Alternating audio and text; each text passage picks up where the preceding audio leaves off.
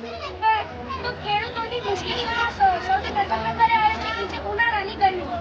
ઉનાળાની ગરમી અત્યારે એટલી સખત થઈ ગયેલી છે કે મહત્તમ ખેડૂતોએ એના કારણે તે ખેતી મૂકી દીધી છે. તો અહીંયા એક ટેમ્પરેચર સેન્સર અને મોટર અને ફેન લગાડેલ છે.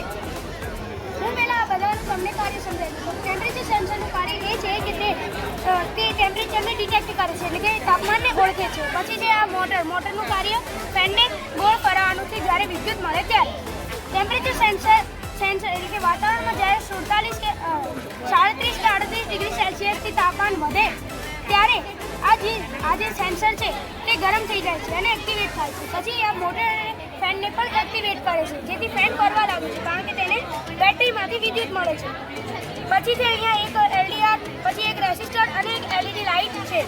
તો આ રેસિસ્ટરનું કાર્ય એ છે કે તે વિદ્યુતની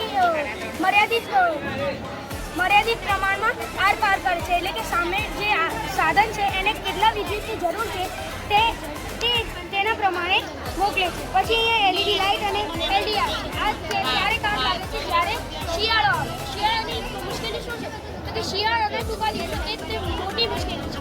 તો શિયાળાના એટલા ટૂંકા દિવસો આજકાલ એટલા ટૂંકા દિવસો થઈ ગયા છે. સવારના 7 વાગે માંડ અહીંયા પ્રકાશ મળે છે અને 6 વાગ્યા પહેલા એ પ્રકાશ પાછો મળી જાય છે. તો આ પ્રકાશ 12 કલાક પણ નથી ટકી રહેતો. એવું કેમ?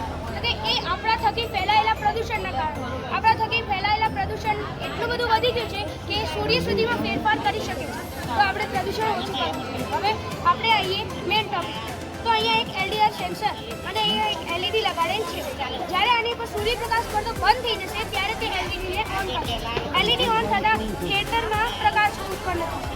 એલઈડી ઓન થઈને ખેતરમાં જે પ્રકાશ પડે તે પ્રકાશ આ ખેડૂત માટે મર્યાદિત છે, જ્યાં તે ખેતી કરી શકે.